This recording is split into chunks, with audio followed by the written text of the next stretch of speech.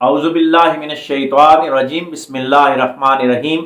मुअज़्ज़ज़ नाज़रीन, अस्सलामु अलैकुम वरहमतुल्लाहि वबरकातुहू। आज मैं एक इंतहाई अहम पैगाम लेकर आपके सामने हाजिर हुआ हूँ कि 18 जनवरी बरोज़ हफ्ता दिन 1 बजे से लेकर शाम 4 बजे तक आर्ट काउंसिल मरी में मरी डेवलपमेंट फोरम के तहत अजीम शान तालीमी कॉन्फ्रेंस का इनेकाद किया जा रहा है। इस तालीमी कॉन्फ्रेंस का मकसद यह है कि 21वीं सदी के चैलेंजेस को मद्देनजर रखते हुए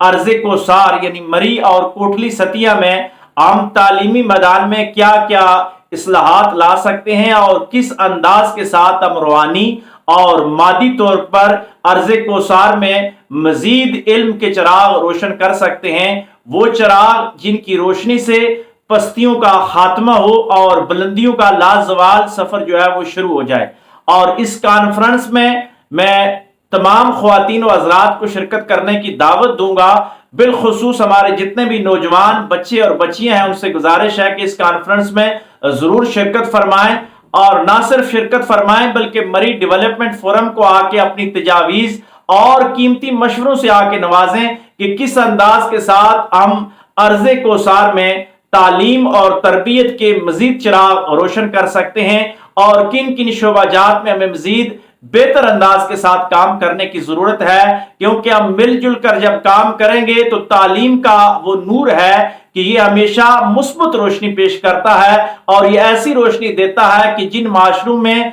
तालीम और तरबियत आम हो जाती है वो माशरे हमेशा के लिए पस्तियों से निकलकर बुलंदियों की तरफ गामजन हो जाते हैं। और हमारा ये अहद है कि हम अर्ज़े कोसार को इंशाअल्लाह रूहानी और मादी तौर पर बुलंदियों के अजीम सफर पर लेके जाएंगे और बहुत जल्द इंशाअल्लाह वो मंजिल भी हासिल कर लेंगे। अल्लाह तबारक व तआला हम सब का हामी और नासिर हो। जज़ाकल्लाह।